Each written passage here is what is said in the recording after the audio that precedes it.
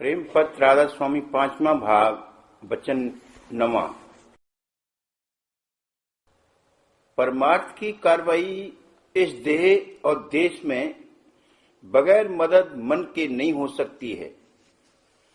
और यह 4 तरह काबू में आता है। पहला खौफ, दूसरा लालच, तीसरा प्यार और चौथा रीस और शर्म से और या सद्गुरु के संग से जो सच्चा होकर करे और या शरण से जो सच्चे मन से पूरे गुरु और कुल मालिक राधा स्वामी दयाल की लेवे और जो कोई दुनिया के हाल को देखकर आप ही चेते वो उत्तम अधिकारी है। यह देह और देश यानी दुनिया दोनों नाशमान हैं और बहुत कम काम यहाँ ख्वाहिश के मुआफिक बनते हैं और सुख दुख भी यहाँ का तुच्छ और छिन्न भंगी है। चाहे जैसा सामान कोई जमा करे पर जीव के संग कुछ नहीं जाता, सब यहाँ ही पड़ा रहता है। समझदार आदमी ऐसी हालत दुनिया की देखकर जरूर दरियाफ्त और खोज करेगा कि इस रचना का कर्ता कौन है और कहाँ है और कोई परम सुख स्थान भी है जो सदा एक रस कायम रहे और वो कहाँ है और कैसे मिले। ऐसे खोजी को सिवाय संतों की वाणी और वचन के और कहीं शांति नहीं आवेगी और उन्हीं की संगत में उसको भेद कुल मालिक और निज घर का और उसका रास्ता अपने घट में और तरीका उसके तय करने का मालूम पड़ेगा। जब ऐसा खोजी संतों की संगत यानी कुल मालिक राधा स्वामी दयाल के सत्संग में आवेगा, उसको स्वार्थ और परमार्थ यानी दुनिया और दीन दोनों का हाल मुफस्सिल और उनकी कदर और कीमत मालूम पड़ेगी और ये भी खबर पड़ेगी कि सिवाय सूरत मार्ग के और कोई जुगत या तरीका रास्ते को तय करके निज घर यानी कुल मालिक के धाम में पहुंचने का मुतलक नहीं और यह कि इस अभ्यास के साथ कुल मालिक राधा स्वामी दयाल की दया हर वक्त शामिल है और अभ्यासी की हर तरह से संभाल और रक्षा धुर से होती। बड़भागी वो जीव हैं जो सच्चे मन से अपने परमार्थ के बनाने के वास्ते राधा स्वामी संगत में दाखिल होकर अभ्यास में लग गए हैं और थोड़ा बहुत अंतर में रस लेते हैं और दिन दिन चरणों में राधा स्वामी दयाल और संत सद्गुरु के प्रीत और प्रतीत बढ़ाते जाते हैं। ऐसे परमार्थी जीवों को उत्तम अधिकारी कहते हैं। उनके मन में संसार की शक्ति और सुस्ती और नाशमानता और खौफनाक और सख्त मुसीबत की कार्रवाई कुदरत की देखकर आप ही आप विचार और दुनिया से बैराग और कुल मालिक के चरणों में अनुराग पैदा होता है और संत सद्गुरु का संग भी उनको जल्द प्राप्त होता है और उनके वचनों के मुआफिक कार्रवाई भी वे ही अधिकारी जीव बहुत खुशी और उमंग के साथ करते हैं और उसमें उनको थोड़ी बहुत कामयाबी भी जल्दी होती जाती। दूसरी किस्म के जीव वे हैं कि जो थोड़ी चाह परमार्थ की लेकर मौज से संतों के सत्संग में शामिल होकर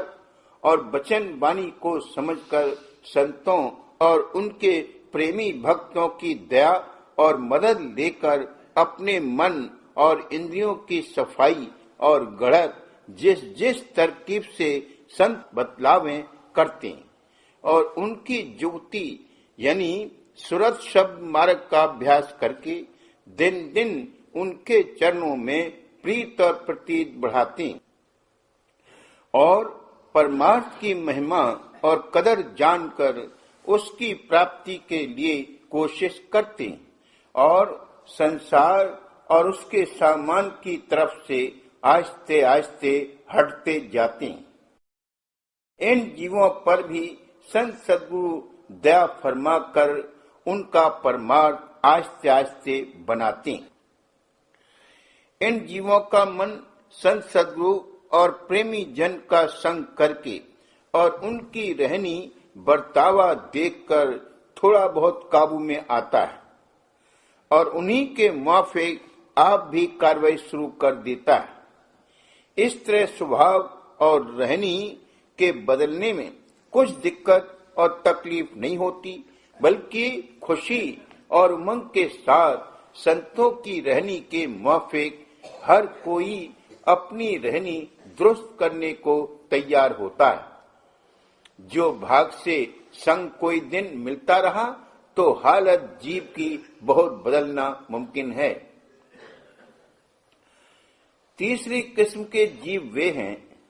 जो किसी मतलब या दबाव से संतों के सत्संग में आ गए और बवजह खौफ या लालच या प्यार या मोहब्बत या दूसरों की रीस करके भक्ति के अंगों में बर्ताव करने लगे। हरचंद खौफ और लालच और प्यार इन लोगों का संसारी मतलब और संसारी अंग लेकर पैदा हुआ था, पर कुछ अरसे सत्संग में रहने और प्रेमी जन के साथ मेल और सेवा करने से उन पर दया हो गई और वो अंग उनका परमार्थी हो गया। यानी परमार्थी खौफ और परमार्थ के प्राप्ति की चाह और परमार्थी मोहब्बत दिल में पैदा हो गई और उसके मुआफिक सच्ची कार्रवाई सच्चे परमार्थ की जारी हो गई। यानी उनके मन में परमार्थी भाव पैदा हो गया। इस किस्म के जीवों को अपने परमार्थ के बनाने में दिक्कत और तकलीफ बहुत होती,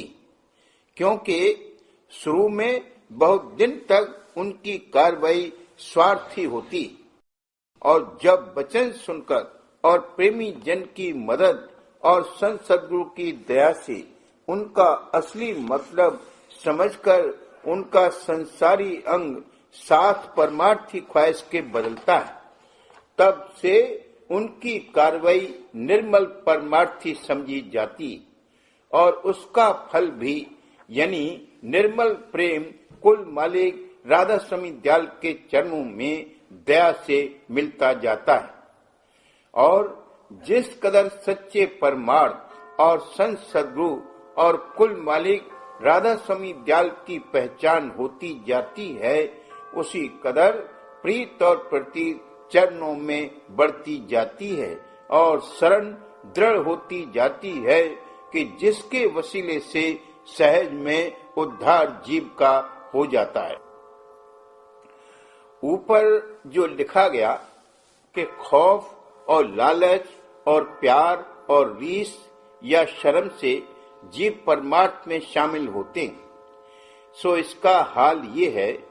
कि क्या स्वार्थ और क्या परमार्थ,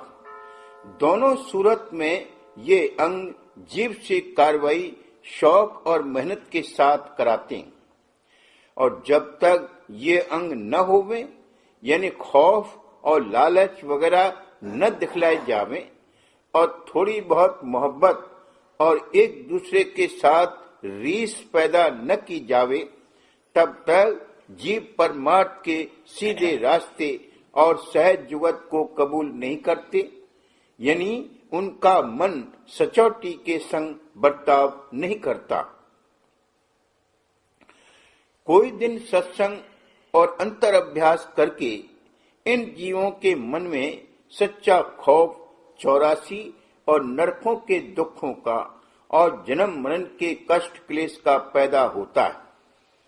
और कुल मालिक राधा स्वामी दयाल और उनके धाम और शब्द की महिमा सुनकर सच्ची चाह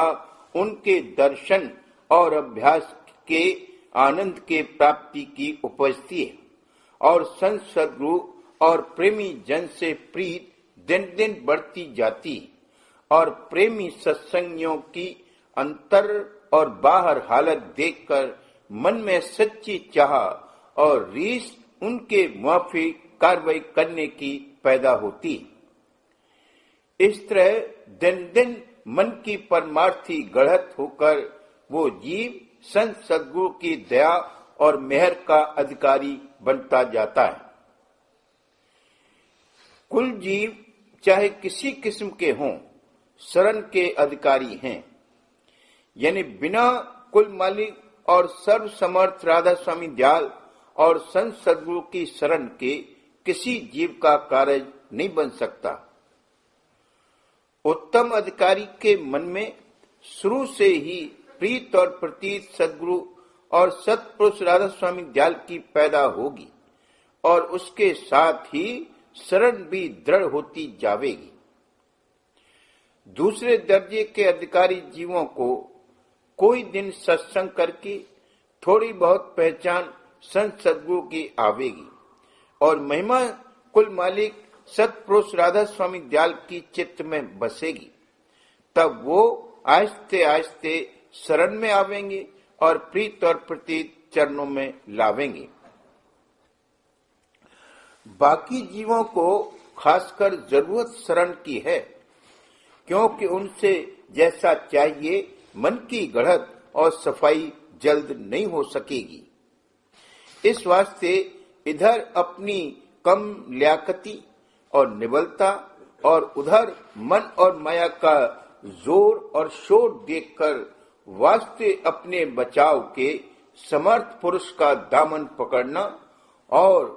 उसकी ओट में आ जाना बहुत जरूरी है। पर ऐसी शरण लेने के वास्ते भी कोई दिन सत्संग और अंतरअभ्यास दरकार है और कुछ सहायता और रक्षा के पर्चे भी कुल मालिक और संत सद्गुरु दयाल की तरफ से मिलने चाहिए। तब प्रतीत आवेगी और सच्चे मन से शरण ली जावेगी।